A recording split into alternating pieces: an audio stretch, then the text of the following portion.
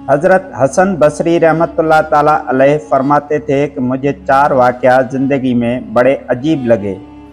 आपने फरमाया, एक मर्तबा 10 या 12 साल की लड़की आ रही थी, उसकी बात ने मुझे हैरान कर दिया। कुछ देर पहले ही बारिश थमी थी, मैं मस्जिद जा रहा था और वो बाज़ार से कोई चीज़ लेकर आ रही थी। जब ज़रा मेरे करीब आई तो मैंने कहा, बच्ची ज़रा संभल कर कदम उठाना, कहीं फिसल न जाना। तो जब मैंने ये कहा तो उसने आगे से ये जवाब दिया, हज़रत मैं फिसल गई तो मुझे नुकसान होगा, आप ज़रा संभल कर कदम उठाइएगा। अगर आप फिसल गए तो आपके साथ एक पूरा तबका भी फिसल जाएगा।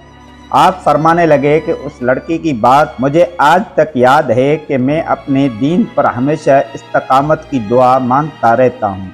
नंबर 2, एक मर्तबा मैंने एक मुखलिस को देखा।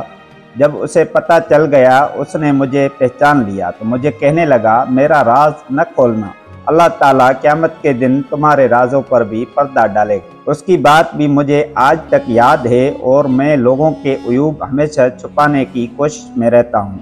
नंबर 3, एक आदमी नमाज पढ़ रहा था, उसके सामने से एक औरत रोती हुई खुले चेहरे खुले सर के साथ गुजरी। उसने सलाम फेरा तो उस औरत पर बड़ा नाराज हुआ, कहने लगा, तुझे शर्म नहीं आई, ध्यान नहीं, नंगे सिर खुले चेहरे के साथ मेरे आगे से गुजर गई।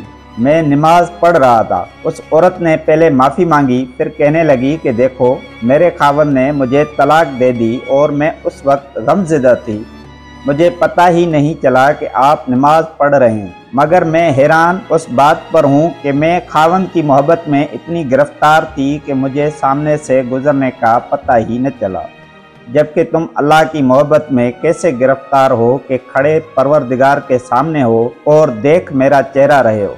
हसन बसरी रहमतुल्लाह अलैह फरमाते हैं, उस औरत की बात मुझे आज तक याद है।